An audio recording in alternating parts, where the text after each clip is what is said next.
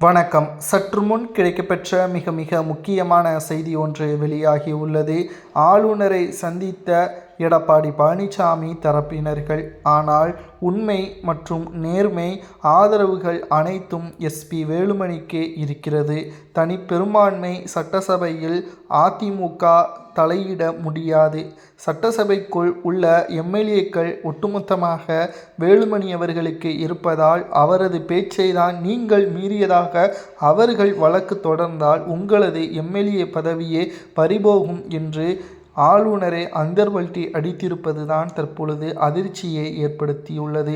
அதாவது கிட்டத்தட்ட 47 அதிமுகவின் எம்எல்ஏக்கள், அதில் 24 எம்எல்ஏக்கள் தற்பொழுது எஸ்பி வேலுமணி அவர்களுக்கு ஆதரவாக சட்டசபையில் விஜய் அவர்கள் முதல்வராக தொடர வேண்டும் என்று ஆதரவுகளை தெரிவித்தனர். கொறடாவின் உத்தரவும் தற்பொழுது அதுதான். ஆனால் யார் மீறினார் என்று பார்க்கும் பொழுது எடப்பாடி தான் ஆதரவை தெரிவிக்காமல் மறுப்பு தெரிவித்தார்.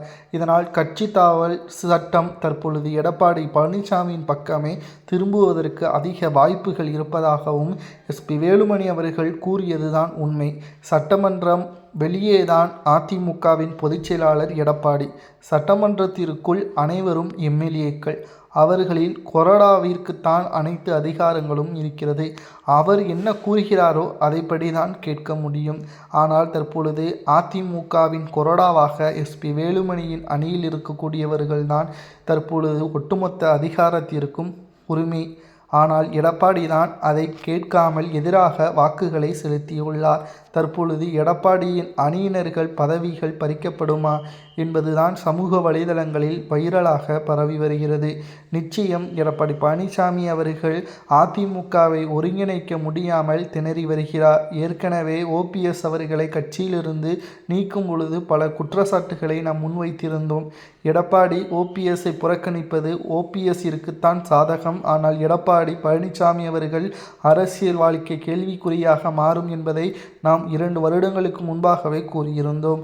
அது தற்பொழுது நடந்து கொண்டிருக்கிறது. ஏனென்றால் ஓபிஎஸ் அவர்கள் தற்பொழுது சட்டமன்ற உறுப்பினர். கிட்டத்தட்ட யாரெல்லாம் ஓபிஎஸ் அவர்களைப் போல பலரையும் எடப்பாடி நீக்கினாரோ அவர்கள் எல்லோரும் தற்பொழுது சட்டமன்ற உறுப்பினராகவே இருக்கிறார்கள். குறிப்பாக செங்கோட்டையன் அவர்கள் பொதுப்பணித்துறை அமைச்சராகவே தாவேகாவில் செயல்படுகிறார். ஆனால் எடப்பாடி எதிர்க்கட்சி அந்தஸ்தை இழந்து 3வது இடத்திற்கு தள்ளப்பட்டுள்ளார். தற்பொழுது கொறடாவின் உத்தரவை மீறி செயல்படுவதாக எடப்பாடியின் மீது புகார்கள் கொடுத்தால் நிச்சயமாக எடப்பாடியின் ஒட்டுமொத்த எம்எல்ஏ பதவி கூட பறிபோகலாம். ஆளுநரும் எஸ்பி வேலுமணிக்கு சாதகமாகவே இருக்கிறார் என்ற தகவலும் வெளியாகியுள்ளது.